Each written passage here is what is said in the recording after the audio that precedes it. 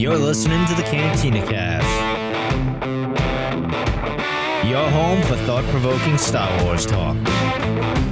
Join Albert and Jonesy in breaking down the latest news, trailers, movies, and of course, your favorite characters from a galaxy far, far away.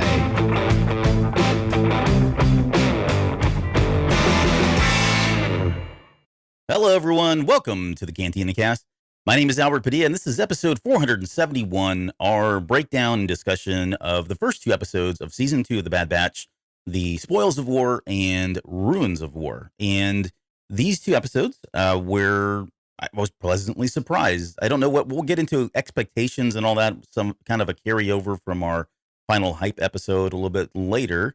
But I felt like these two episodes gave us, a lot of comedic moments, mayhem, some mischief.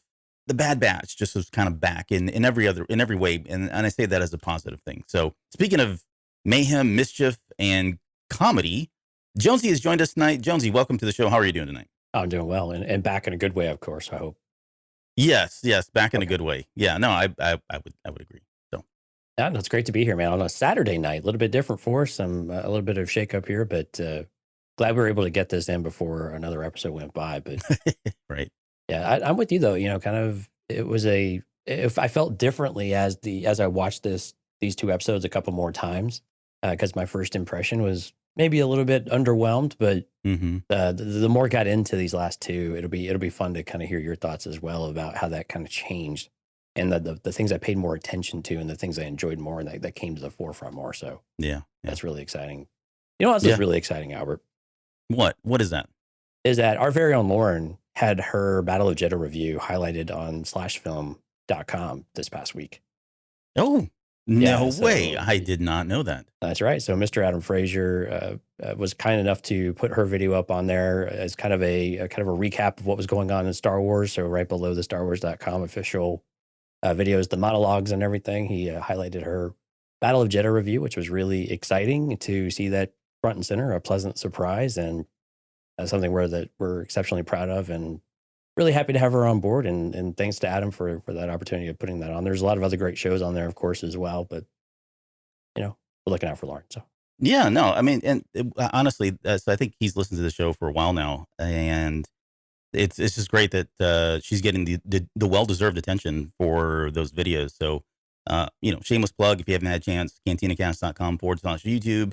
Go watch the reviews. She's got even more that she's planning right now. So great job. And I love the fact that she was in there. Not only was she listed under the, it was kind of like one of these articles about here are the videos you need to go watch, right? Relevant to the week and kind of what's going on in Star Wars world, Star Wars land. And we had her at, and I said this, and I'm sure that means nothing, but for me, visually seeing the two first posts, or his recommendations were the StarWars.com stuff, right? We get that.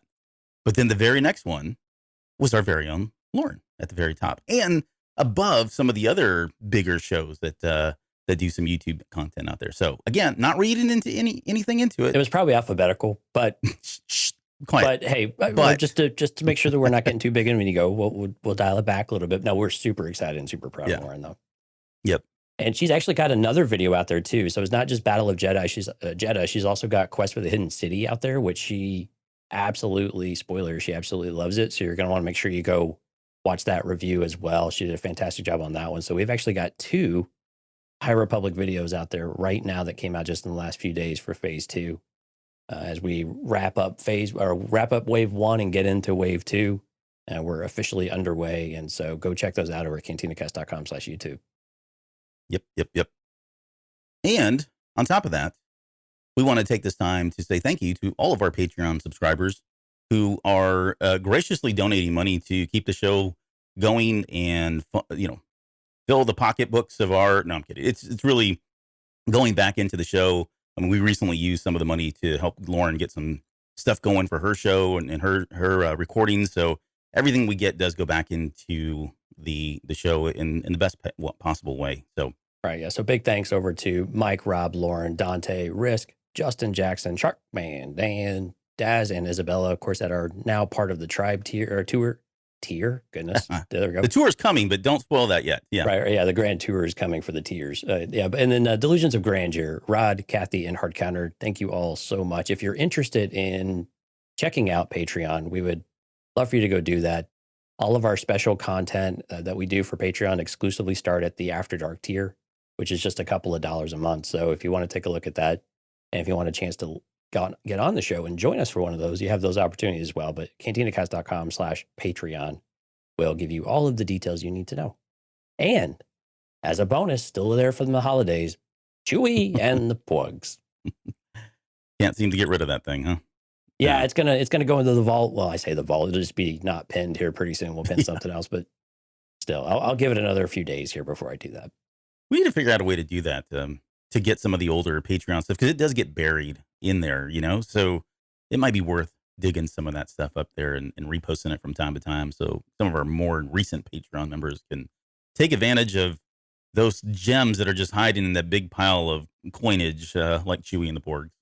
Well, I mean, it can't. We were mapping out just recently, the three of us, all of the shows, through really, I guess, almost through May, right? And gosh, I mean, the number 500 came up, and it's almost just unfathomable that we're going to get to 500 shows. I mean, we're pretty close already. If you were to go back and throw the ones in there we didn't number, but yeah, it's 500 numbered shows, but we've got more, Right, yeah. But just to say that, like, just to actually see that number come up is pretty special. And I don't know if you knew this, Albert, but right now it is trending to actually land on May the 4th. That's the date. Really? That's the date that we would do our 500th episode, I believe. Yeah. So that's pretty crazy. I think you're right. I think we did look at that on the calendar. What a coincidence. That was not planned. No.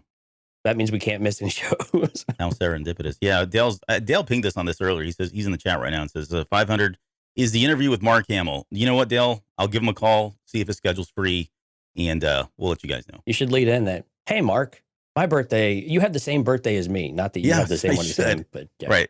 That'll be the icebreaker. Right. Yeah. I'm sure that'll be a great one there. And speaking of Dale, and before we get into the show, a huge thanks to everyone who's in the live stream. If you're listening to this, we do a live stream every time.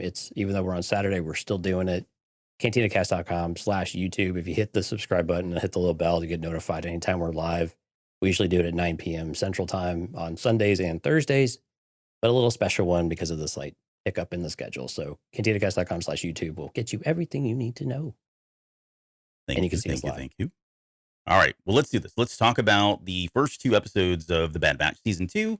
And as we alluded to in kind of our opening thoughts, comments segment, this was an episode that, so I did use the word, I'll just be candid. I told Jonesy, I was like, it's a little underwhelming. After I watched it the second and third time, I didn't feel the same way. I think I went in with higher expectations. This is always the situation, right? Yeah. The headcanon screws with you. You go in, I was on this whole Mount Tantus thing and thinking they were going to just blow the doors open with that out of the gate. Well, it's the premiere too. Expectations are higher with the premiere, I think. Yeah, I think so too. And I think with season, I was thinking about this too, with season 1 of anything, depending on how much hype they've given us and all that, that'll have a certain level. But with like season 2, we've gotten past a lot of the basic staple kind of things that you want from story development for the characters, right? And so for me, I was thinking, okay, well, maybe they'll just kind of come in guns blazing, really just focus on some of the bigger storytelling aspects. And I had to check myself, and I did check myself in that second viewing, because really we are still being introduced to the Bad Batch in this new relationship, this different phase with Echo. Omega's a little bit older. And so from that perspective, I had to rethink about it and just ask myself, did these 2 first episodes do what they needed to do? And unequivocally, they did. I mean, it was really just about, okay, getting us caught up on here they are, who they are, reminders of who they are, a lot of familiar kind of gags and things, Wrecker being the big kid, physically, literally becoming the tank at one point was kind of cool to watch. But yeah, it was kind of almost like a refresher, right, of what's going on, with that little twist at the very end that was like, okay, yeah, we're back to where, there's some juicy stuff that's going to start to expand upon here in a little bit. So from that perspective, yeah, I mean, I thought it did exactly what it needed to do. It still wasn't like amazing in terms of like, oh, this is the best 2 episodes they've ever done. I think when we look back at it, this may arguably could be some of the I guess the weaker episodes. But again, it's about expectations, right? It's about what did we need to know to get started, and did they pull it off? Did they check all the boxes? Yeah, absolutely. So, and I had fun with the episode. I mean, don't get me wrong. Yeah. Even in the first viewing, it was just great to see them again. It's been so long, and we had that pushback, right? I mean, the reschedule. This was supposed to be out like months ago in the Right. fall of last year. So it's gone longer than expected. So I was pretty happy overall. Yeah, same. And when I went back and rewatched it, I had an initial reaction similar to yours. It was solid. It was good, but it wasn't really. I don't know what I was expecting. I guess, and I made the comment before about it being a premiere. And when we have the premieres, we just assume that you're just going to be punched in the face, right? There's going to be something Hmm. exceptional right off the bat, and there wasn't really, right? But there were a lot of subtle things, and I think when I step back from it after watching it a couple more times, and I think you were alluding to this too, it really is setting up the relationship stage of everything that's going on, Yeah. right? Omega and Tech. Tech in general, I thought was really like a couple of moments for Tech were really good in this episode. I think Echo had his moments too. So some of those are starting to come to fruition even Hmm. early on. And Hmm. even if then they're in very small, like small batches, I guess, for lack of a better word. Ooh. Right. But then also with Omega, right? In the some of the interview comments that we saw from Michelle Long of saying that, she's maturing, but there's still this innocence about her and this naivete, to her. And we saw that on display in these two first episodes as well. And so those were really hitting the mark. I think those from an emotional and that a bit of gravity to things, you start to feel that, the comments between Echo and Hunter about, the reason why they are the way they are is because of Omega. Even though it got misconstrued, I mean, obviously it was still, they were there, right? And Yeah. and Right. having to work through that and the way they did it was really, I thought it was really, satisfactory in my opinion. But yeah, and we'll talk a little bit more about this next point, but the shaping of Omega's, gosh, really her view of perception, intent, and reality. And I think even Tech had a moment of this too. And we'll talk a little bit about that though, about just how they're viewing the world, how they intend to view the world, how they intend to be in the world, but then what is the reality of what they're in. Right. And I think Omega was hit with that, really kind of hard and fast right across the Yeah. face in this one with the war chest, right? Yeah. Viewing the galaxy really is what I think what you meant. Yeah, exactly. Yeah. I mean, and yeah, everyone's still, well, the galaxy's got a long way to come. They'll get there eventually, but they've got a Mhm. long way to come in that one. But, and I think just a kind of a wrap on the closing comments for me, man, the sound and the music, Clone Wars is back, baby. Dude, I'm telling you, the animation stuff is like just above and beyond the live stuff. I don't know what's going on there. Yeah. I mean, the lighting and everything too. I usually wax all like way too much on some of that stuff. Maybe not Yeah. enough. I don't know. Yeah. But the music and the sound on this episode, dude, I put my headphones on. I was like, this is Mhm. awesome. I mean, it is just awesome, like through and through. Beautiful, perfect, Clone Wars-esque, really puts you right into it. We haven't missed a beat with the way that it feels. Yeah. When Wrecker picks up the cannon and fires that sound Yeah. was awesome to hear. Like just like audibly, just hearing it.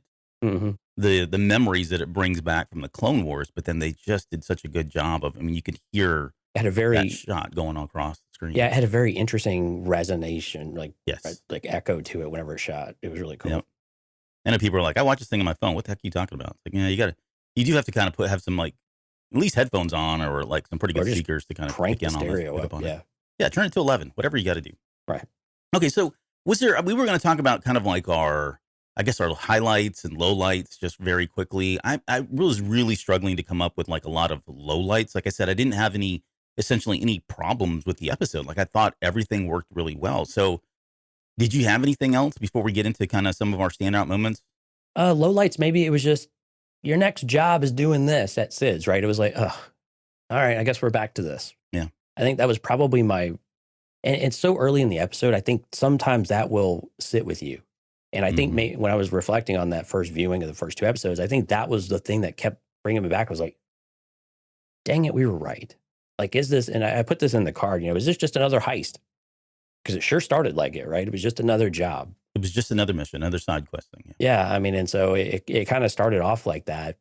But again, the second viewing, and I kind of let the rest of the dialogue come, let it absorb a little bit more, and then the rest of the episode coming back to it about, the whole idea of being free. And, basically the guys are living under a rock. They're not really paying attention, things like that. Yeah, they're a little cliche. Yeah, they were in the trailers and everything else, but they're very true. And it does evolve this and pull this to more than just another job, just Yeah. another heist, right? It's not just another, it's not just another job that we're going to do week over week. It's still probably going to have that flavor to it. We're going to have it. But like Dale is saying in the comments, it's really, we have to really pay attention to what are the things that stretch beyond and kind of through all of those general narratives, or really the narrative that's in between all the jobs, right? That's just kind of flowing in between it. That's the stuff that's what's going to make this series enjoyable for a lot of people until some of those bigger, flashier moments, or even the things like Rampart at the end, right? Those come about, but there's a lot of things in between. But if I look at lowlights, I mean, that was probably the one. And it is just kind of another job, right? I mean, you kind of go through the motions of it. We've seen it 1,000 times. So is it as exciting as maybe it used to be? Maybe not. Is it enjoyable? Yeah. But is it really ramping you up, getting you excited and rah rah? No, I don't really have those feelings in the first two. Well, and so here's I hadn't really put too much thought into this. So, but I do wonder, like, it's so on the surface it is another heist. Like, and when I said yeah, it is another heist, I literally meant that. It was. Yeah. They could have probably found other ways to kind of convey the message. What felt different about this one was they had to have this heist because really it speaks to the theme of this episode, which is, this whole thing about Omega feeling like she's, altered the lives of her brothers and her wanting to fix that and provide a better life for them. And Hunter saying, I want to provide a better life for her. And then you've got Sid going, oh, you can just, buy your way out of this whole thing. So it was almost like, okay, they're still holding on, quote Kylo Ren, to this idea that they're going to be free, and none of them are right. You know what I mean? Like Hunter, I don't know that he'll ever really be able to provide a normal, quote, life or sheltered life for Omega, as much as I don't think, and this is where Echo was really shining, because he's the only one that kind of gets it. It's like, this is, we could be doing so much more than just sitting here running and trying to go do this heist and go retire somewhere. I don't think he's looking at from the perspective of the Empire is always going to find you. But we know that's the case. We saw it in Andor. We've seen it in countless episodes of Rebels and Clone Wars. It's only a matter of time before these guys catch up with you. And so from that perspective, I think the heist was different because the tone was different. It was more, I would say it was more centric to the theme that they were trying to go at, right? Whether it's just the Empire or even the relationship piece of it, than we had in the first season. A lot of the side missions were just kind of like side missions. They were kind of like busy work. Yes, Right. there was character development, that sort of thing. I'm not saying they were throwaway episodes, but this one hit a little bit harder, and I think it sets the tone for I think what we're going to see coming up in some of the future episodes. So that's how I would turn the frown upside down. But I know it's more of a smirking frown for you, and not like a I cry frown. So Right. And I think again, while we've had the lesson of loss already for the Bad Batch, I think for Omega to get a different take on that there are choices you make and you do not regret them, and that they are important, and that they, while yes, they incur loss and pain and suffering, or, things that you would prefer not to go through, you'd still do them again and again and again because they were the right thing to do. And I think with Echo, I think this was really important between the two of them. I think it was, it was the right thing to do. He said that multiple times, one to her face and one not to, but that he would do it not only because it was the right thing, and that's what he wants to do with the money, right? That was why the money was important to him. It wasn't to go build a better future for Omega. It was really to build a better future for everybody that they could. Because again, we talked about this in the hype show. These few guys and this little girl are in a very unique position to be able to do something about it all, which is uncommon for the normal layperson, right? These are the people who are going to inspire the galaxy, much like the Andors will, on more of a ground level, basis. And these guys are excommunicated and basically on the run from the Empire, right? And they're still going to do it and do it in the face of the Empire. And to Echo that means a lot. Of course, he's got a lot at stake here. And I really liked you could kind of feel the simmer under the surface when they started talking about Dooku in the castle, when they were looking at the job in Sid's parlor there. I've got a whole list of things that I thought were kind of our good moments, standout moments before we get into some of the more finer details here. But Kevin Kiner's back. Like, it was the first thing I went to. I went to the credits, wanted to see who was doing the music. He's listed. Yeah, Kevin Kiner is back with a vengeance. I said it's a heist, but at least we're back at Dooku's palace. So getting to see Dooku's palace was kind of cool because we hadn't seen that in, oh gosh. It's been a while. Yeah. I'm trying to think of the episode, but I don't recall which one it was.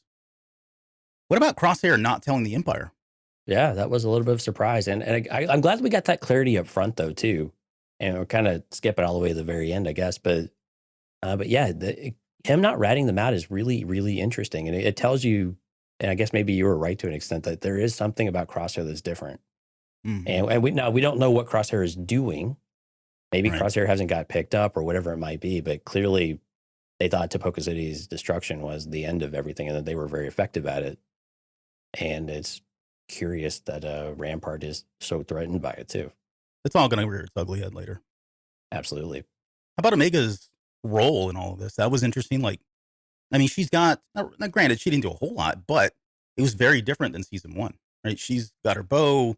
I think at one point he was asking her, are you going to go on this mission? Right? Like it's, Yeah, it's you like coming? her choice.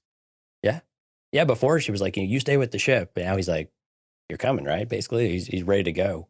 I liked it, though. We got a little bit of the teenage angst coming through for Omega. We had her, not wanting to study, kind of throwing a little bit of a fit, a little bit of defiance there with Tech, with doing the studies. But I also love that she is so capable. I mean, she is a sharpshooter. I mean, Crosshair who, basically. Oh, I mean, geez, come on. Dude, Let's not get she was legit. I mean, she was shooting those crabs from a mile away and hitting them right where they needed to go. And again, I think, but overall, it's the confidence, right? She knows her, and we got this in the interviews. Confidence and trust in her team, her teammates trusting in her. And she trusts in her own abilities too, right? She knows what she's capable of and she knows she can do it. And she, like you said, she's very much a part of the team and they trust her to do her job too. I mean, Hunter's still a little bit surprised, like, why is Omega hanging out from the bottom of the ship? Yeah. But, Dad's going to worry sometimes. But I really liked that, though, that she's got a unique place in the group. But you still get this youthful energy and this youthful innocence to her as well, right? Like at the very end of it, she goes, well, it was still fun, right? I mean, there were a couple moments like that are kind of semi-heartwarming and just a little bit, like a little bit of a chuckle. And I loved that, especially Echo had one a little bit later on and with Sid too, that I just thought was fantastic. I really enjoyed the time that we got to spend. Like it was a very interesting pair up. It was Omega, Tech, and Echo, right? And of course we had the meatheads out there blowing stuff up, and that was fun to watch. Don't get me wrong, but the amount of time that they got to spend together, like you said, I thought Tech had like a really good story here. Yeah. Just getting into his head. I mean, he was vulnerable with his little leg being fractured. I thought it was hilarious the way he commented on that. Right. But I mean, just the time that we got to see more interaction with Omega and Tech and Omega and Echo. And we didn't really get it. I felt like we were kind of cheated on that last season. I thought Echo arc. We'll talk a little bit more when we get into the characters themselves, but so I'll just leave it at that. I really enjoyed the time they spent there. Yeah, I thought it was really good. I like, we'll talk about it when we get to Tech, I guess. Yeah. And then there was another theme, right? We got this introduction of Romar as a Serenian character who's kind of been in exile, hiding from the Empire. And what he was doing was trying to preserve his culture, right? Art, history, was that, I forget what they called it, that container thing. And this echoes what we saw in Andor and what they were doing to the local people, right? And this kind of continued washing of the culture, that is a reoccurring thing. So I like that we're seeing the consistency post Revenge of the Sith and just what the Empire is trying to do. It's very fascist. It's very totalitarian in terms of what they're trying to do and wiping out cultures and all this. We've got all kinds of examples in our own personal or real world history where this occurs. But the idea that they're doing this on a galactic level and even like something like Serenno, I thought that was really interesting to think that of all the places, especially what Dooku was trying to fight for, like to bring it back to Tales of the Jedi, and just how much he was trying to stand up for the local people. Like in my head, especially from that and Dooku Jedi Lost, and we'll get into this a little bit because I want to talk about kind of like the fall of Dooku and just kind of put an emphasis on that. But wow, talk about a huge divergence. I mean, he was bombing his own people, prior to, or looting from his own, or pillaging from his own people. That's a big turnaround. And I think a lot of people that I've heard comment on this seem to be overlooking the fact that he was corrupted by the dark side. So I just want to make sure that we all put this in the context, right? I'm not a Dooku apologist, but he had a lot going on. And so, yes, it is a huge fall. It's a complete 180 in terms of where he's going or where he was. But there is that element of the dark side that makes it easier for us to understand why he would do it, but while at the same time still kind of hold him on I wouldn't say a pedestal, but still hold him as someone who had the right ideas and who was actually not wrong prior to, the dark side. Yeah, it's really hard to believe that a Jedi would be capable of falling so far and in so many different ways. I think that's the part that's really hard too, especially when we got Tales of the Jedi, we had more content that really solidified that he wanted to look out for the little guy, for Yeah. the regular people, right? He wanted to do this. And of course, what we need, like you said, from Dooku Jedi Lost as well. But again, dark side and corrupt and the situation that you're under and the pressures that you're under to win a war. And you know that you're serving a dark master that has a completely different agenda than you do. And you have a feeling it's there, but you can't defy them at all. I mean, there's a lot of different things. Dooku's character is very, very complex.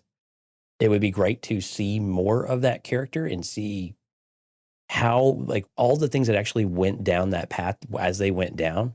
And you could say, well, go watch Clone Wars, but I don't know that we ever really got Dooku's perspective on it. And we're not going to make this a Dooku episode, but I think that's something we're still missing is Dooku's perspective throughout the war.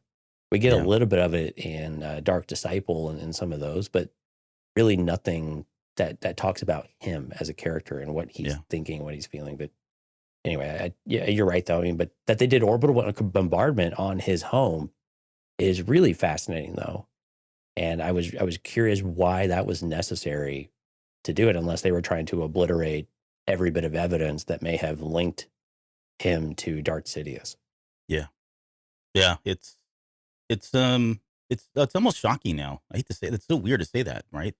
Yeah. To think about these things that he did and went through, like, prior to the Clone Wars, or even after the Clone Wars, I'd still be like, oh yeah, that's just Dooku. And now it's like you think about it, you're like, wow, it's kind of crazy that he would do these things given how much we know about him now prior to that. Exactly. That's good.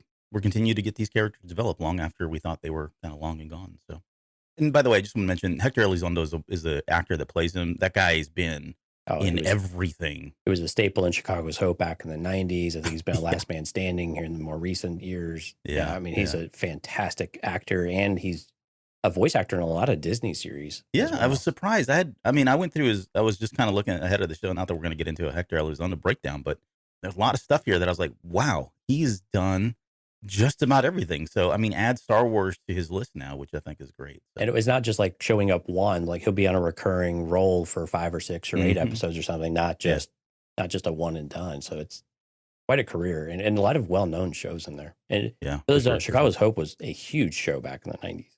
Something like 140 something episodes or something like that. Yeah. Okay, so let's just talk about one quick thing. We'll get it out of the way. Won't bring it up anymore. I called it Stun Wars.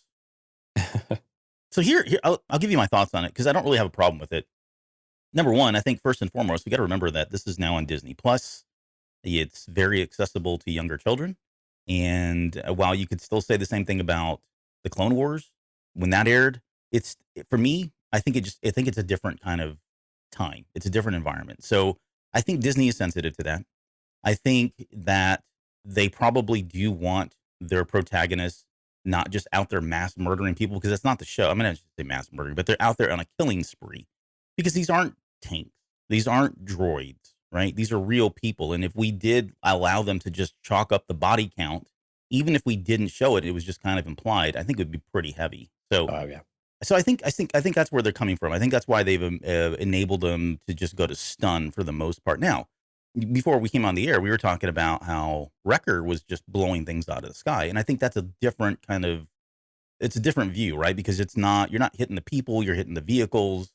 So, is it a fine line? Yes. Is it really gray? Yes. Is it subjective? 100%. But I think that's really where they're coming from. My question is, I know people are focusing on the fact that they're using stun, but what does it change in the episode? Like, it doesn't change anything. If you really are being objective about it, it does not change anything. It may change your perception of these people because you feel like they should be the, Rambos out there just slaughtering people left and right. If that's what you want your Star Wars to be, I don't need that for them to tell quality, substantive, kind of storytelling, right? So I think that's where it's coming from. I could be wrong, but I think we're going to see more of it, and I think it's just kind of here to stay. So get over it. But what do you think? Yeah, I've kind of got over it. It is a little bit weird to see it all the time. Look, clone troopers were still dying. I mean, there were still casualties there Yeah. in a lot of different ways, whether they were in ships or whether they had rocks fall on them or whatever it might have been. Like there's that violence is violence, no matter if it's a Mhm. stun or whatever. It's still violence. It's still there. It's still Star Wars. It's all present. I think if we step back into the show a little bit, the question is like, why do they keep stunning them? And I think the question that keeps coming up is, do you think the Bad Batch do they have any kind of hope that their brothers are still in there, that they would be rescued? I think we've talked about this before, and I think you probably are in that ship of, yes, we think fundamentally that they can still be saved in some way, even if they're not actively doing it. But but I mean, there's a lot of, you could poke holes in a lot of this stuff, just to be honest with you, because hey, it's Star Wars. You can poke a lot of holes in Star Wars, but I mean, I'd like to think that deep down they also still don't want to kill their brothers, and it still feels wrong, even though Yeah. Clone Force 99 doesn't maybe have as much of a connection to them as a Cody or a Rex would, right? But they're still their brothers, right? And I think Omega at some point has had a bit of that, had a bit of that impression on them as well, especially with her time with all of the regs on Camino. But do you think there's anything of that still lingering, or Yes, do you think 100%. it's just like, no, showrunners want to be showrunners? No. I think that's what it is. I think there's still a lot of that. We brought this up in season 1 about how they weren't killing, that they were stunning, just to kind of recap what you were saying here, Right. because they felt like those are people that are still good, and they are doing this because of the chip, not because they're no longer the named people. These are the CT people, right? It's very different, but they are those named people are still underneath there, under the helmet. I think there's some of that, and I would be surprised. I wouldn't be surprised if, we've got the next episode coming up called "The Solitary Clone," right? Right. We've kind of thrown around some theories about, would they take this series in such a way that Clone Force 99 is out there trying to liberate clones and set them free, or redo their chips, or save their own brothers, right? And I think that's kind of, and we maybe saw a little bit of that from Echo. Maybe. I mean, he was implying a lot. There's a lot of people that need to be saved. It could be kids, children, innocents, but it could be the clones as well, right? So, if they go that route, I think it completely validates the fact that they're going to stun right now. I wouldn't say they would do that for that purpose. I think the story is the story, but it becomes easier, I think, for people to just get past it if we know that it's, and they don't have to be explicit about it. I mean, come on, if this story does take the route of them really focusing on, we got to rescue everybody, we got to take their chips out, we got to save them all, whatever that is, then I think it becomes very easy to kind of draw those lines of conclusion that, okay, this is why they were stunning, because why would they go out and kill these people if they felt like they were doing this against their own will? They're not. They're not like Sith. They're not the droids, the battle droids, or Right. any of these other factions. Right? These are their own living brothers and sisters. So Yeah, and I think to give credibility to that comments, I'm agreeing with you. Look to Echo's statement at the very, very end of the second episode when he's saying, he would do all this again for Omega, and they could be working for the Empire or worse. And we know what worse means because we've seen it in the clones before with the chips. We've seen the torture. They Mhm. said it's nightmare. There's a recurring voice that's maddening in their head. And Yep. in the moment when Wilco is talking, when Rampart wants Wilco to do something dishonest and lie. Now I know it was the music and stuff like that playing tricks on me, but it was almost like something clicked in his head and was like, "No, I won't do that because it's wrong." And the chip is like active. It says, "Don't do it." Right. Right. It was almost like that was still a reminder that it was still there and that was still an influence on some level, and that Rampart is now a traitor. And so that type of mentality, along with Echo's comments, still reaffirm that for me in some ways, that is definitely still a thing. Mhm. And I could see why, to go back to stunning, that they would still want to not punish them for something that their brothers have zero control over. Yeah. And Echo more than anybody would know, some of that, being back when he was a reg before he was tortured, and he's been through torture where these others likely have not been through what he's been through. No, not even close. I Right. mean, dang, they plugged him into a couple things at one point.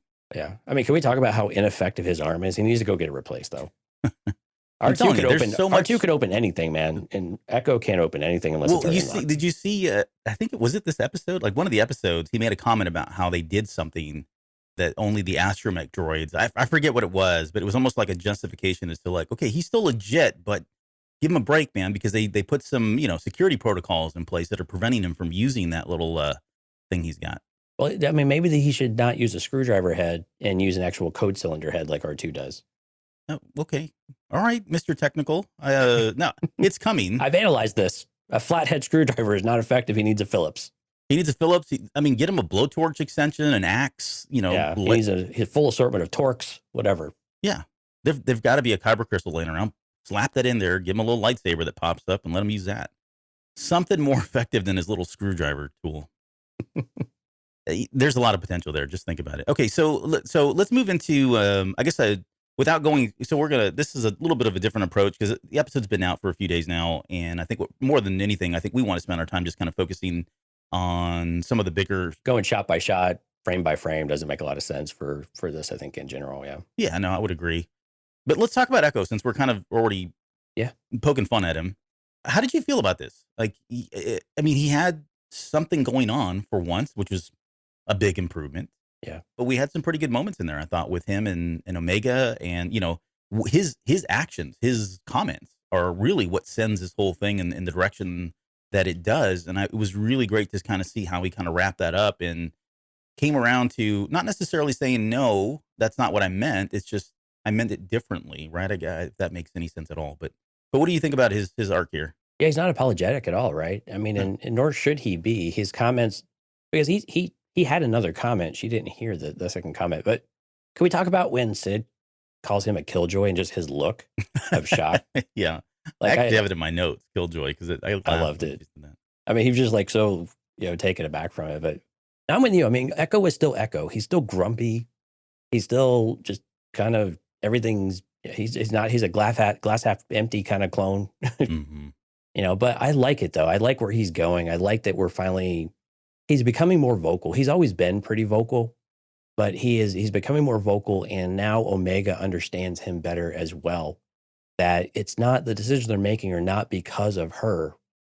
Well, they are because of her, but in very positive ways, they're because of her. Yeah. She is an example of a single person that they've benefited from by putting forth that effort that they did. And Echo is taking that and saying, we can do that on a bigger scale. We have this capability. And if we had the resources, we could be really effective at this if we were able to get people, weapons, and just all the stuff that goes with a revolution. Mm-hmm. Right. And so he's just saying he's putting all of his experience to the test. And this is why he's different than the others. Yeah. He is not Clone Force 99, by birth and by experiment. And he's at Clone Force 99 by experiment from the Separatists, effectively. Yeah. I mean, essentially he's a reg still. I mean, there's nothing. Right. I mean, he's exceptional, and he fits in the team. He's fully capable. I'm not taking anything away from Echo, but he just has a very different perspective and history and experience than the others do.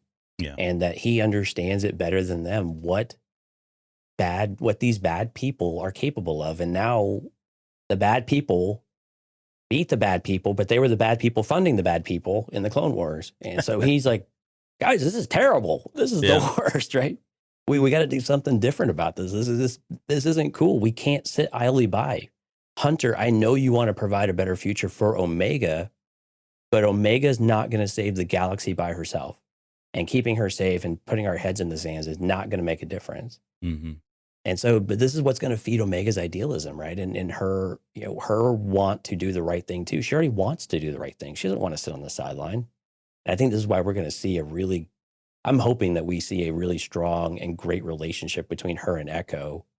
In particular, I think her and Tech are going to have some times too, based on what we've seen here. But really love that idea that Echo is finally kind of opening up and warming to her in a way.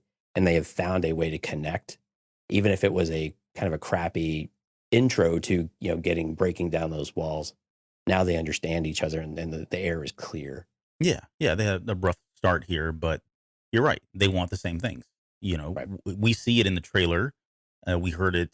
We read it in some of the stuff that we covered before the final hype episode. Some of the articles from the producers. some of the interviews, and they were talking about how Omega really wants to save anyone. I guess I shouldn't say Omega specifically, but the theme of this will be if there's somebody out there in danger, they should save them. And we know that's going to be Omega's MO, right? She's going to want to do that. And then you got somebody like Eka who wants the same thing. That is going to be their kind of point of connection. So I'm excited to see where that particular relationship goes and see it build. Because up to now, he's just been kind of like the Eeyore of the team, right? Just really, everything's down, and I've been, oh, poor me, I was tortured. So I like that comparison. Yeah, I mean, the Bad Batch are very much going to become the A team here pretty soon. yeah, If you can find them and you can afford them, maybe you can hire the A team. Let's talk about the rest of the members. Thank you. Thanks for the somebody did that, by the way. No, I know. Season. From last season. Yeah, but now they should do it with stuns. Okay, you didn't have to say that. All right, let's talk about Hunter. Let's talk about the other clones and maybe some of the actors or the characters, and I kind of get your thoughts on how you felt like they were portrayed. Let's start with Hunter, leader of the group. Really, pretty much the same. I don't know that he did anything that was unexpected. It didn't seem like there was a lot of character development, but at the same time, he's kind of busy. So yeah, exactly. Not really anything unique about Hunter doing Hunter stuff. But I think trusting Omega, though, is the big one, right? I mean, you see their relationship has evolved. He still cares. He still is very much a father figure to her. But that there's a little bit more distance, or at least there appears to be more distance right now because they didn't have a lot of on-screen time together with one another. But I think we're seeing her branch out. And so there will be that disconnect with the father figure as she matures, right? I mean, it's just kind of a natural part of growing up, but the caring is still there. Clearly, that is his underlying reason for living and for what he does and the decisions he makes is to make sure that Omega is being taken care of. And so it's nice that heart is still there, even if we really didn't get anything else about Hunter in this episode. And I hate to say it, but I mean, I don't know what else there is for Hunter in the series except for that type of role. And so I keep revisiting the Death Watch list, and I'm like, all right, well, Hunter's creeping up the list. Yeah, he's going to need something else because right now, you're right. His whole, I mean, he's been defined by the fact that Omega has kind of fallen into this, father-daughter relationship, right? And this protection for her. But if they start, as she gets older, he starts getting more comfortable.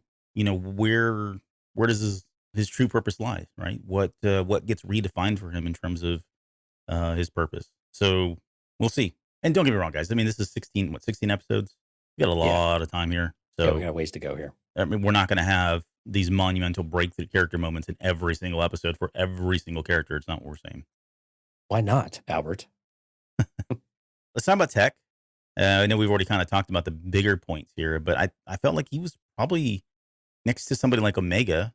He had a lot going on, did a lot of things. We got to see the Serenian moment where he was kind of, rethinking about, oh, okay, yeah, right. The Serenians are not necessarily bad people. They just happen to have a bad person who became corrupt and was part of the separatists, but they're just like everybody else. And it's crazy to think that somebody as intelligent as him would have that kind of light bulb moment. But, they were raised to hate the separatists. Well, they were raised during they only knew the separatists, right? Sure. So calling it a separatist archive made a lot of sense for Tech because there was, what else would you call it? And they weren't exactly cultured or anything like that. And they didn't go to art. They had to go and learn the art and the customs of everyone that they would be on every planet. No, they're learning the ships like he was trying to train Omega, right? And you get that comparison there of what he's trying to teach her. But there's also this human element, if you will, or the local element, the people element of things. And that's the part that even Tech has to learn. And he finally had this moment that, like Serenian and Romar is very, clear. We existed before this. We are a people. We are not defined by this radical organization that tried to basically recognize themselves as the speaker for everyone. And look what that left us with. Right. Mm-hmm. And so I think some of those for Tech, and Tech is super smart, right? So he understands and can put it together, but that he actually had himself more of a human moment is very rare for him. And so I thought it was really awesome for that moment to happen. And you actually see that sink in, especially with the generosity that we get from this other character, him coming back and helping him. And he actually shows and expresses concern for Romar afterwards. What of you? He's a survivor, right? But, Tech actually cared a little bit. And so it was nice to see some of the edges get sanded down a little bit, for Tech, but in a very positive way. Yeah.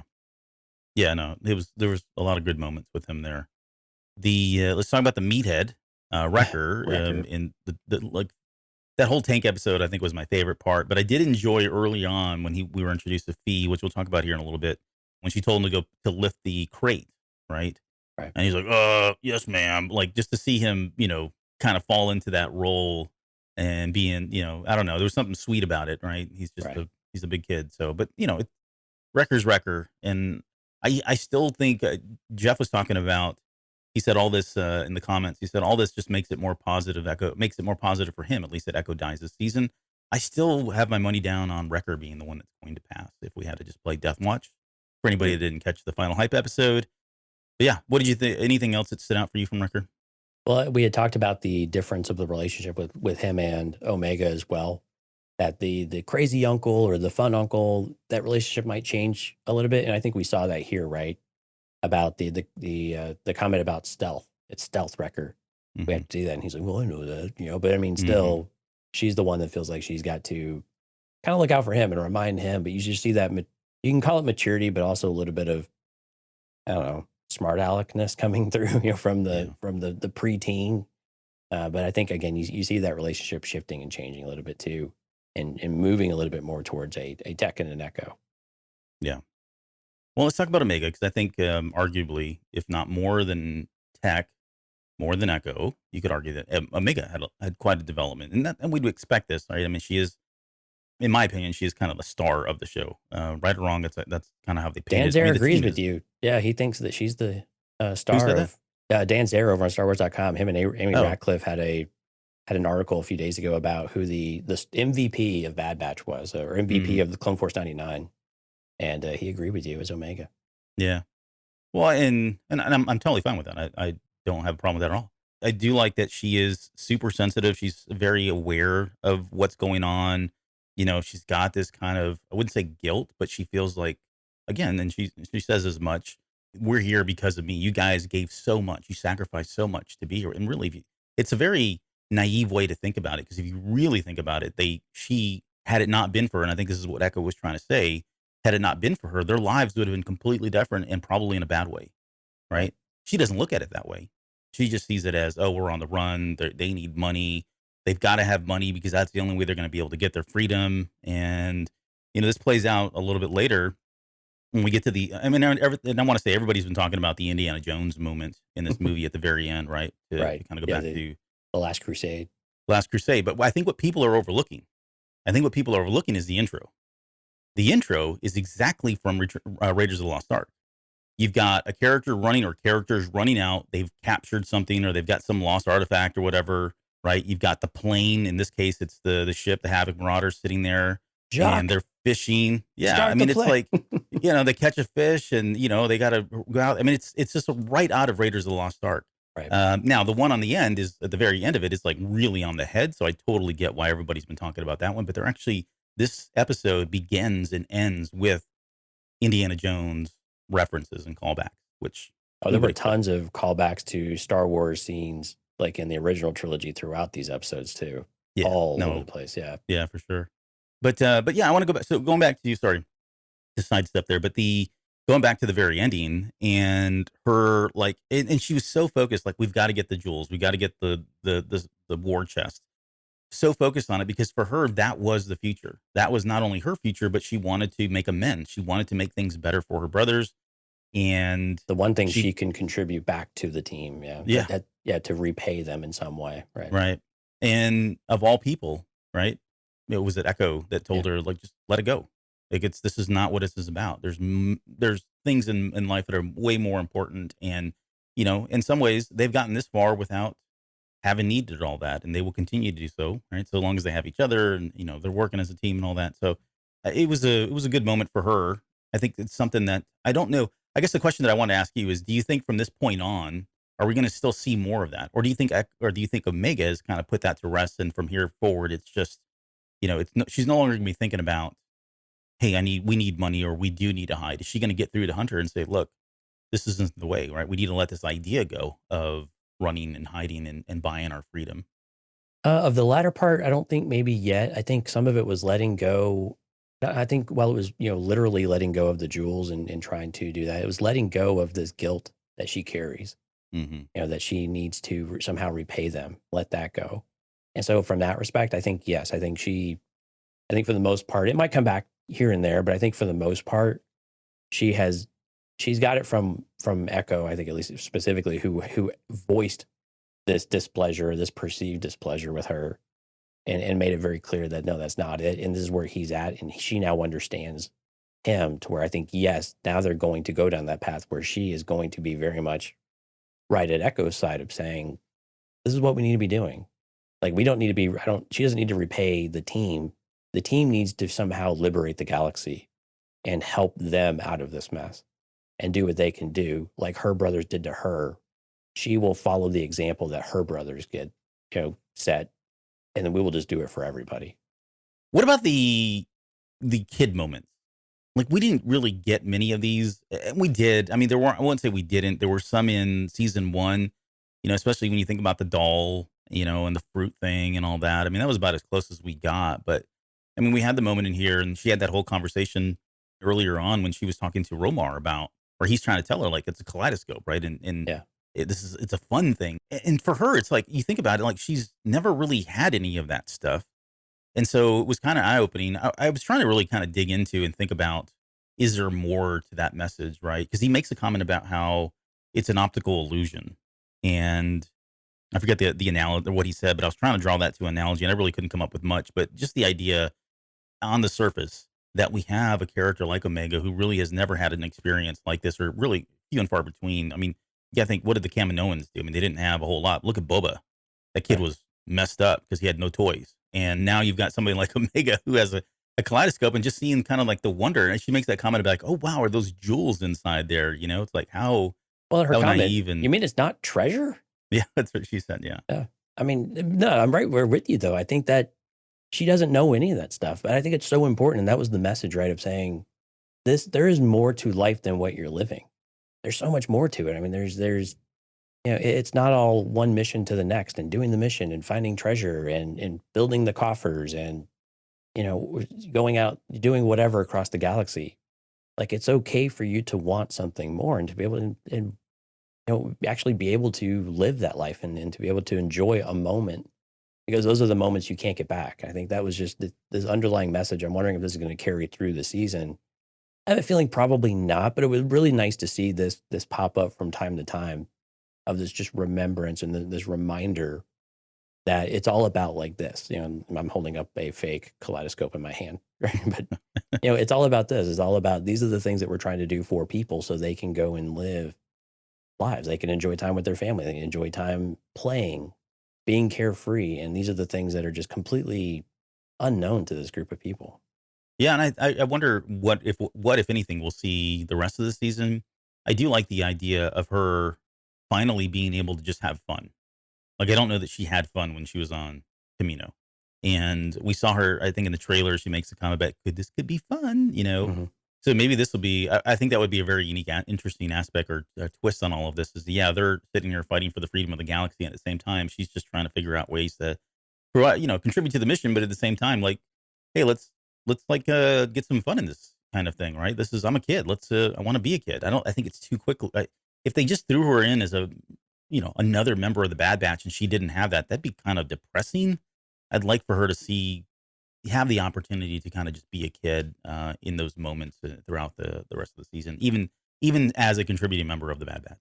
Well, I think we kind of see it at the very beginning of the first episode too, when she's slinging on the line, she's going down, she makes a decision, she zips down, is jumping around, she's shooting them, even though she gets into a little bit of a mess. The way that she gets out of it, it was just it gets her just excited. She just for her that is fun, right? So you can Yeah. do the mission, you can still, quote unquote work, but at the same time, the way that she's going about it isn't so I don't know, it's not so dour all the time. Mm-hmm. Mm-hmm. Anything else on Omega? I don't want to shortchange her by any means. If we, No, I mean, again, she intertwines with the character so much. I think we've talked about her in a lot of different ways, but I am satisfied though with how they're positioning the character. We still get that mix of innocence, but also seriousness. Hmm. And we still have that childlike aspect coming through, even though she is quickly maturing already. But before our eyes, we see a huge difference in the character. And I think this is going to pay dividends throughout the rest of the season. So I'm really excited about the direction they've painted her. And I really like Michelle Long's voiceovers for her Yeah. have matured a little bit, kind of like Ashley Yep. Eckstein did with Ahsoka, Mhm. right? There is a subtle difference that if you go back and listen to season 1 versus season 2, I have a feeling we'll probably notice them more like we did with Ashley after the fact. But when we're in the middle of it, it still seems so seamless. But there is something uniquely, slightly more mature there, which I really do enjoy. Yeah. No, I did catch that as well, and I think she did a really good job of giving us another level without going to like full adult. So, which is probably what we need right now. Exactly. And then there was Sid and Fee, and we talked about Romar, but Sid and Fee, Sid is, I think Dale mentioned in the comments here just a while ago that maybe we wouldn't ever see her again. I don't think she's going away. I think she's still going to be a part of the team. Yeah. We know that she's got a background from season 1. She's capable. I mean, she's the one that trained Omega on how to use the bow.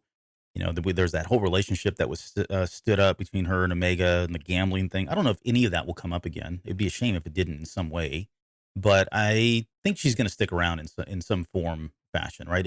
If they go on and go do their own thing, they have very few people that they're in contact with when they need help or need advice or expertise or need some kind of direction. So they may just rely on her for that more than, oh, what's the mission of the week kind of thing. But for the most part, I mean, she had her little quips in there. She had all the little comments, the little names that she's given everybody, dark and broody, and all that. All that was still pretty much Sid, and Rhea Perlman does a really good job with that. Wanda Sykes in Fee, we talked about this. We didn't. I was surprised we didn't get as much from her in this episode. Yeah, not much. Not at all. Hitting on tech, I guess. Yeah, well, that was kind of weird, but I mean, some guys, everybody likes a sharp dressed man, as ZZ Top once said. So That's true. it could be it's just love is blind, and as is tech. For Wanda Sykes, like I didn't like there wasn't a big part there, but I do have a feeling she's going to come. They wouldn't name her, they Absolutely. wouldn't talk about her or promote her without her being central in some way. So I guess we'll see how that plays out. I think what was interesting that I was surprised by, and now I need to think more about it because I really haven't had time, but is they said that she's a pirate. Yep. So what does that mean for them? That they're gonna pairing up with pirates is always a dubious kind of effort or experiment. What are you looking at over there? Oh, you're pirates. Yeah, I know. Come on. You're just trying to draw Honda Tanaka into this. But what do you think about Fee and what little we got from her, and any thoughts on where this, she may go here soon? Yeah, not a whole lot on Fee. It was a very much an introductory moment for the character. Again, we don't know that we really trust her a whole lot. Sid seems to trust her quite a bit, but I think it's just a kind of a wait and see character. I think it was interesting enough. Am I excited to see her again? There was nothing that was really a huge breadcrumb that you would want to keep following, for a trail. But Right. then again, she will come back up. I think with Sid, I really hope that there's more to Sid because, like you said, she really did get set up really well in the first season, and with her comments in this one, where she says, the Empire is coming. Like this is all temporary. They Mhm. will come. They will shut this operation down. It is temporary. Like this will not sustain. And so Sid has to go somewhere unless she gets offed. And I don't think she will die. I mean, if she did, I guess you have another pirate to take her place, but that seems kind of silly. But I mean, I think, for Sid to become part of the team or at least a temporary member of the team in some way when the Empire does come, I think is very realistic in this case. And I think that's okay. I like Rhea Perlman's rendition of Sid. I know it's a little bit different for what people are expecting to see from a Trandoshan, but I like the character. I think it's working well. I love the way that she addresses all the clones with the nicknames and everything. So Mhm. I think the character is great. I'm okay with seeing more of her. I would love to see her more out of her parlor. I want to see her more in the field in action. I think that would just make her that much more interesting than what we have right now, though. I think that's maybe my only criticism, if you want to call it that. Let's talk about Dooku again. We don't necessarily need to rehash everything, but I think this episode did a lot for kind of giving us a different perspective of Dooku and just how far he fell from grace as a Jedi. We got a lot of that from Tales of the Jedi. So, had this episode come out without Tales of the Jedi, I think it would have been a very different kind of take. But now that we have that, Dooku Jedi Lost, all the other stuff that's come already before this, it really does kind of change my perspective. It seems like every year now, as of the last 2, 3 years, I keep coming around more and more to Dooku as being like a good guy. Like I'm using air quotes as a good guy. Like there really was nothing wrong with him other than nobody was listening to him. And the only person that did was Emperor Palpatine, who completely changed his life forever for the worst and made him one of the worst of the worst. And it's kind of a sad story, sadder than it has been in years past. Yaddle paid attention. Just saying. Well, what do you think? No, I think with Dooku, it's a difficult transition to make. I mean, we kind of started off with the relationship with him of really not liking him. He turned his back on the Jedi. Clearly, there was a relationship with Qui-Gon that felt like it had a lot of meaning, and that there was a really deep connection between the two of them. And we got the different book material, which just strengthened that. And then, like you said, we've got things for Tales of the Jedi where we just keep getting the reasoning behind it all, and it just feels like we're humanizing him, and then we get to this side of it. And again, these are their perspectives, but this is the result, right? I mean, some of it's hard to argue. Like this is what these people live with. And it is because of what Count Dooku was doing. It wasn't like he was doing something on the side and this was just the way that people viewed him. It's like, no, this is actually what was going on. Yeah. And pretty clear. He had some pretty big war coffers there. I mean, he was collecting all the shinies. So it's tough. I mean, we want something redeemable about Count Dooku. But let's be honest, even with Tales of the Jedi, what he did with Yaddle is not redeemable. Well, everything's redeemable in Star Wars. I have to retract that. Well, no, you're right. It's not. I mean, but it shouldn't be, right? I mean, at least, no. Yeah. And so it shouldn't be surprising, and we shouldn't keep making excuses for him, myself included in that, by the way. Yeah, of saying, well, all these things, if he just would have been paid attention, if the Jedi Order wasn't so dogmatic, if the Council, if Mace, if, and just keep going down that path. When really at the end of the day, it's like, well, no, Dooku made a lot of terrible choices, one after another, just like Anakin did, and he did not come around until his master said, go ahead and off with his head. And in the end, he got his justice, I suppose, but everybody else is left still paying the penalty from all of the things he did. So it doesn't paint him in a very positive light.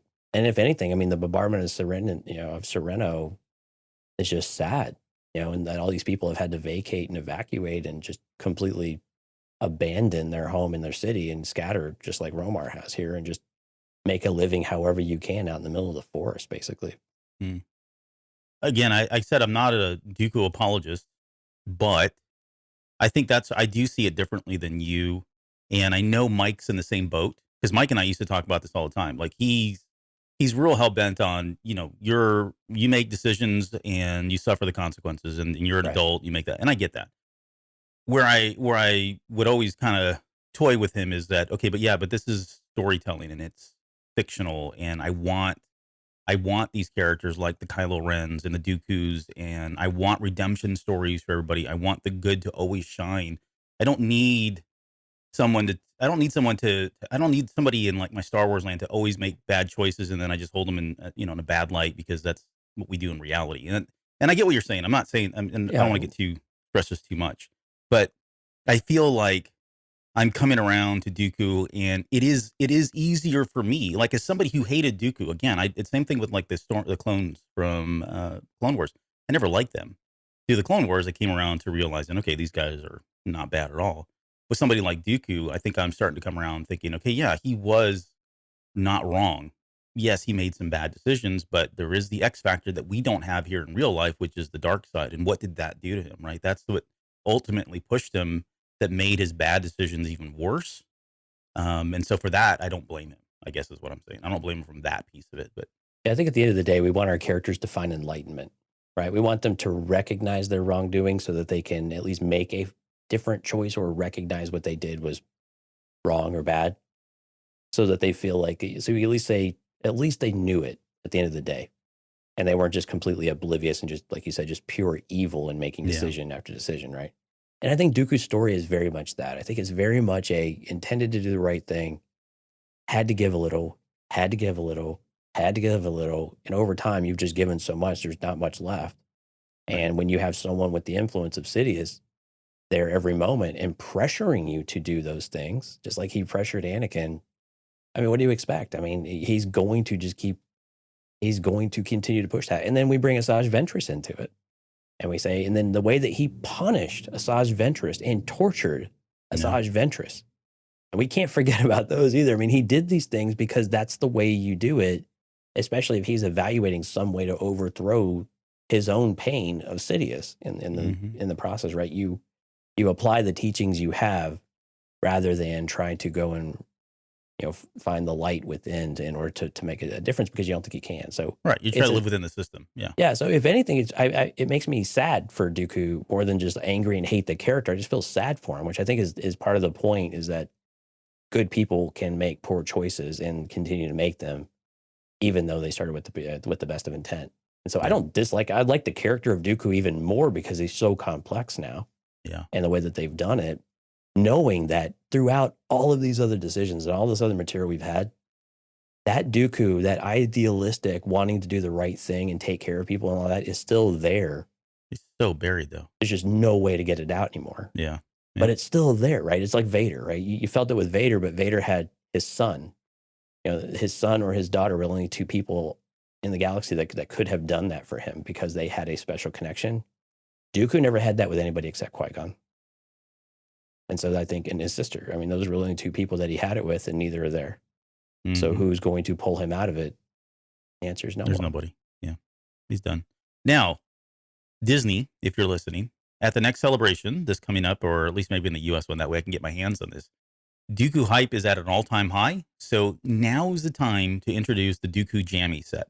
Remember when he wore his pajamas in the Clone Wars? Like, if they made that same set and sold it as the Dooku pajamas, I think I would have to get it. It's a two-piece, too. So, I mean, it's not a onesie, but it is a two-piece, which I'd be down with. All right. Okay, let's finish on Captain Wilco and Rampart. Because that was unexpected. All right. Yeah, no, it's not in the show notes. So let's talk about Captain Wilco and Rampart, because this is the piece that at the very end I was like, wow, this was kind of crazy and shocking for a couple of different reasons. One, I was not expecting Wilco to be, I thought he was going to be like a Crosshair or a Cody or just following orders blindly, right? And we don't know yet if this is if it's because the chip is malfunctioning or somewhere he's just got a higher moral code that supersedes the chip. Maybe it's some combination thereof.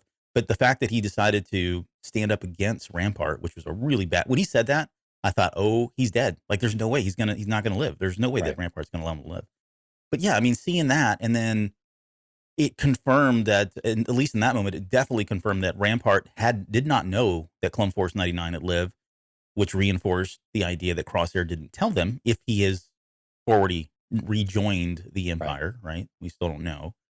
But all of that within that moment, and then when Rampart wiped him off the face of this planet, really, I mean, it threw him off, I mean, shot him and he fell to his death. I mean, it was pretty shocking to see that. But that is a short line. Like, I don't know what Rampart's thinking. Like, think about how many people is he going to have to kill, because these guys are going to keep popping up. So what is his end goal here? Like, if he's trying to, snuff this out, subvert it, make it not known in whatever way he can, like, that is a short runway, dude. I don't know I don't think he's going to make it out of the season. Like, at some point it's going to catch up with him. Yeah. There's a couple things. I think one, he's just buying time. Because exactly, like you said, he's got to go address this, but he doesn't want anybody else to know. But I think the other one is, like, the amount of fear he has of Tarkin is very real, I think. And I think that came across as, if Tarkin learned of his, what do you call it, a misstep, the consequences would be dire effectively. And I don't know what exactly that would be, but Tarkin, we know, is ruthless. And so his career would be over, if not his life would be significantly shortened. But it just speaks to, both of those things, though, of saying, I got to get on this quickly because there will be no quarter for me, because I went and destroyed. And part of me is wondering now, like, looking back on it, was the cloning facility still of value to the Empire? Or was it a casualty of trying to wipe out Clone Force 99? Now, that seems a bit silly saying it out loud. Clearly there was value to it. So they wanted to destroy the cloning facility, and then Clone Force 99 would have been the other way around, right? It was serendipitous at most, but I mean, it was an opportunity, and so they took advantage of it. Yeah, exactly. So, but yeah, the fear of Tarkin, the fear of the Empire, I think in general, the fear of what the Empire is capable of, and now that you see the officers starting to exhibit that fear as well of their superiors, and we know what Vader's capable of whenever he gets disappointed in anybody.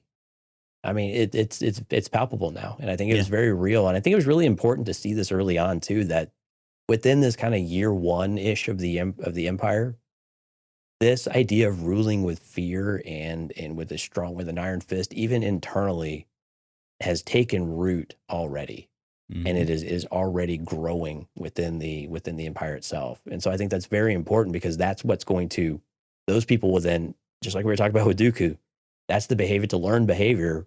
Well, if that's the way that they're going to treat me, well, that's the way I need to treat everybody else to get results too, because my neck's on the line every single day. There's Hmm. no fun in my job. No, I'm going to keep everybody in line because it's kind of a life or death decision almost every day. And this is exactly what Palpatine wants. It plays right into the way he runs things, creating chaos, creating that fear. That fear feeds the dark side, which empowers him even more. I mean, it's a Right. perfect situation for him. And what it does, though, to link it to Andor, of course, is that this empowers eventually when somebody is able to organize and stand up, it empowers those folks too, because then they can lean on the brutality and the exceptional circumstances that they're under because they can see them firsthand. They know what they're going through now firsthand. And it empowers a rebellion to, or any kind of resistance to rise. And they're able to organize that more freely. So I'm wondering how that will play into what we see with Rex, or maybe with Cody, or maybe with Crosshair. How all of those stories come to light, and whether those start to link up a little bit more, maybe in much smaller pockets than what we had with Andor, or what we've seen in the Rebellion, of course, with Rogue One. But do we start to see very, very small pockets of it, even within a year after the Empire's formation and really in their growth period?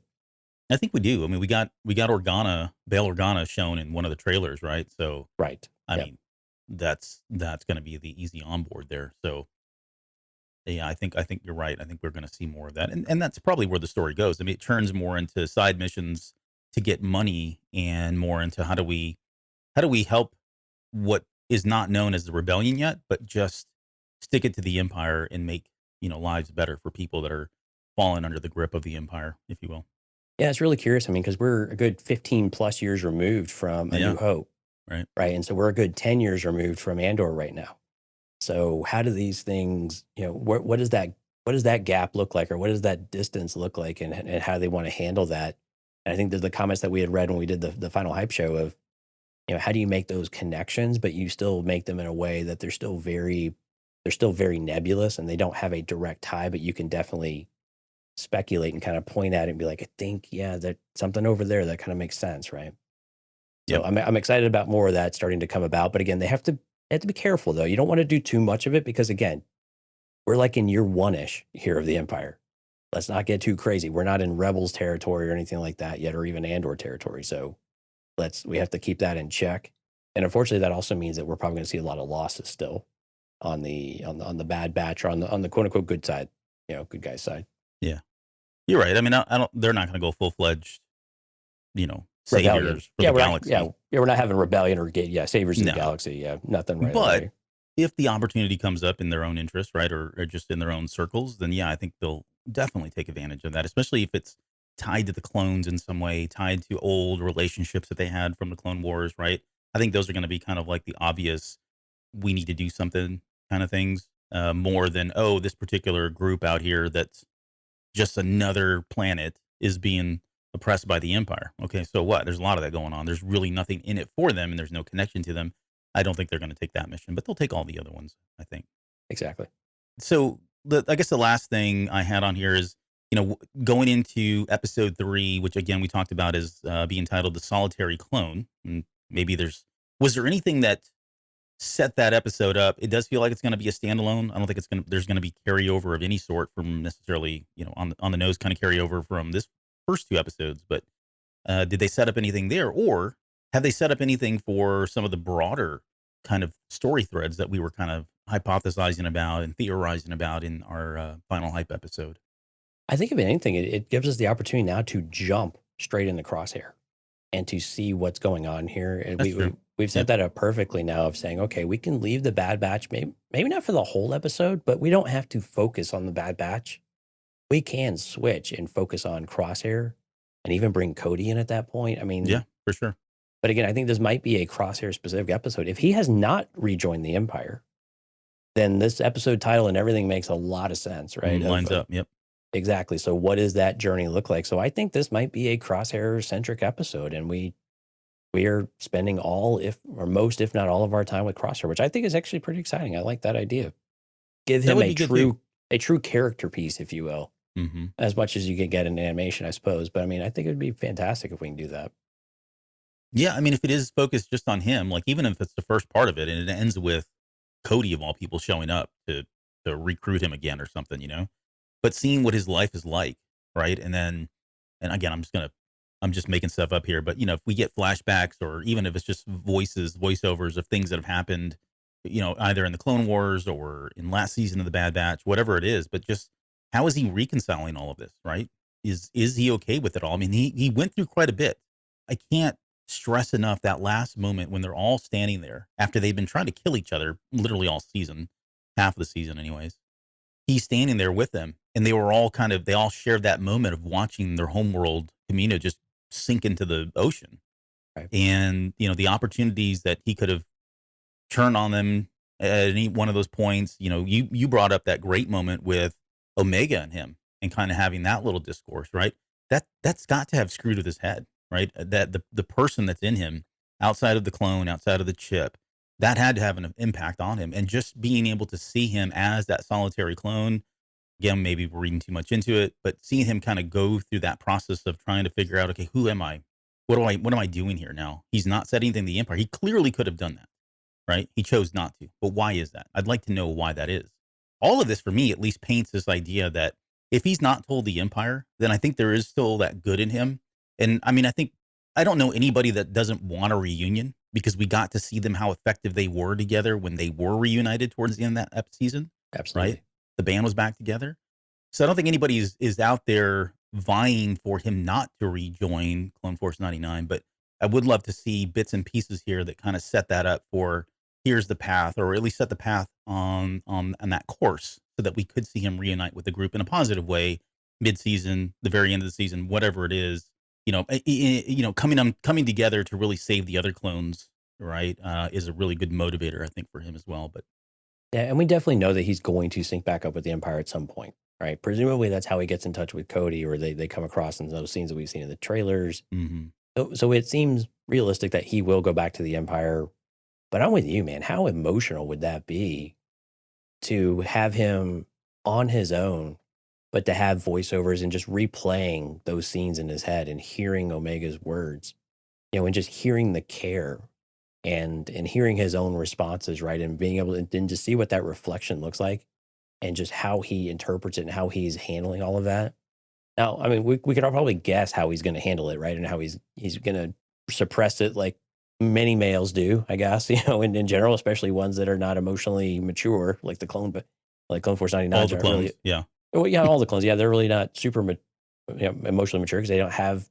Well, I take that back. I don't think that's a fair statement, but I think Clone Force 99 probably less so than the rest of the clones who have had a lot. They're not like the Rexes or the Cuts exactly. And all those guys that kind of understand it and got it.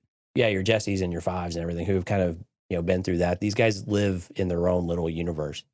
It's a much tighter group, a very different atmosphere. But I think it would be great to see that reflection and actually have some of those moments. And again, just see it in him, because he's such an emotionless character that you just want something to come across, just like Tech, right? We had a glimpse of it. It's there. They're all capable of it. It's giving into it a little bit and just letting yourself feel. I think would be really, really cool to see that with Crosshair, even if he doesn't show it to his family, right? But just to know it's there. No, it's like, there. Oh, buddy, you can do it, and just cheer for him a little bit more. And again, kind of bring him back and kind of build him up a little bit more too, than where we've had it, where he just keeps like Dooku just keeps making decision after decision. You're like, come on, man. Yeah. You can do it. We believe in you. Still holding on. Yeah. Just let go. But don't kill it though, Crosshair. It's fine. Don't kill it. Just let it go. Mm-hmm.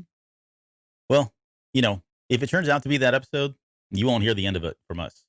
If not, we will never mention it ever again. So we'll see. I remember, we just cut this part out of we'll just cut it right out. You can't stop us. We'll go back and repost the audio if we need to with it cut out. No, that's entirely too much work. Sorry. Okay, that's a lot of work. Yeah, we're both lazy. Okay, so we'll end it there. I mean, overall, again, I think these first 2 episodes did exactly what they needed to do. Reintroduction to the characters, kind of see where some of them have grown, where some of them have not. I thought we had some good moments that made up for the lack of those moments that we had in season 1. You know what I mean? With the Tech and Echo and Omega kind of circle there. Agreed. It brought back the Empire, at least at the very end, in a real way, and knowing that Rampart is still out there. He's definitely a force, and his time is probably limited. So we'll see how all this kind of plays out. I don't know that we really truly understand where all of this thing is going just yet, but that's okay. We'll get there. We got 14 more episodes to kind of tell that story. Yeah, we got like 2.5 more months, so we got time. So we'll just let it simmer. Let it simmer. Yeah, we're bringing it up to the boil still, so we got time. I went through though. I think it's a good starting episode. The more I thought about it, the more I kind of let myself be a little more open to it. Liked it a lot more. A lot of the smaller character moments, I think, is what can make this series really great. Again, fantastic music and sound design just over across the board. I mean, it felt like Clone Wars, and that's a huge pot. And that's not waxing poetic for the Clone Wars. It was just you feel like you are in that galaxy. Like you're in that time frame still, and it just feels so connected, and you just feel like you are an extension of what has come before it. And there's a continuation of the story in a different way, and just like Rebels ended up being, right? And so I think when we see this and we put Rebels behind it, it all feels so connected, which is always a great feeling in Star Wars, especially when we've struggled to have that feeling in some ways. And so really like where this is going. I think episode 3, we'll see how that one pans out a little bit, how we feel with having one episode, and we'll see where it takes us. But I think off on the right foot, maybe not the most exciting, right foot, but I think a quality right foot at the very least. Yeah, I would agree. Well, thanks to everybody that came out to the live show. Jonesy, this is the moment where I ask you, do you have any shout outs? And we absolutely do. We had a fantastic group tonight. A lot of chat. Of course, a lot of it was about the states of Wyoming, Mississippi, and Texas, but that's okay. We love all these states too. But yeah, so if you are listening to the podcast, of course, we do a live stream, usually on Sundays and Thursdays, but today is Saturday, of course. So cantinacast.com/YouTube. Go and subscribe, hit the little bell, and you will be notified anytime that we are going live. You can come out there and chat with us, just like Steph, Dale, Jonathan, Lauren, Sky, JJ Skywalker, Rob, Kathy, Music Train, Qui-Gon J, Jeff, Hard Countered all did this evening. Fantastic, lively chat. We certainly appreciate it. A lot of on discussion, on topic talk as well. We didn't maybe bring as much onto the screen tonight as we were going through it, but man, lots of great chat. Thanks everyone so much for coming out. We really did enjoy it. If I missed anybody, my sincerest apologies. We know there's a lot of people lurking in the background as well. So we see you back there. Thank you for tuning in. We really do appreciate it. It means a lot to us. Yeah. And if you're a lurker, that's okay. We like lurkers. One of us may be a lurker ourselves. You don't know. It's that guy right there. We're both pointing at each other. It's the one on the left. Yeah. One on the right. Yeah. My left, your right. Right? It's all about perspective. It's all about your certain point of view. Oh, boy. Okay. And on that note, we'll be back tomorrow with the Patreon episode. We'll come back next week for our breakdown of episode 2 or episode 3, I should say, of season 2. And we got a lot more coming up. We've done a really good job, I think, of planning everything out. So pretty excited about some of those things coming up here very, very soon. And yeah, we'll leave it there. We got the new credits too. So if you hadn't had a chance to watch them, you'll see them right now. You're still listening? Wow. That's amazing. Well, I'm here to give you the disclaimer. Normally we do a big, long, drawn-out disclaimer thing saying what's what and who's what and all that other stuff, but I think you guys kind of know that Lucasfilm and Disney have no affiliation with us at all, and we have none with them. We talk about Star Wars, which is their property and all that other good, fun stuff, but I think you can tell which is our stuff and which is their stuff. If you can't, well, then send a lawyer to send an email to me, and I'll be glad to chat with them. Other than that, you know what's what, so that's your disclaimer.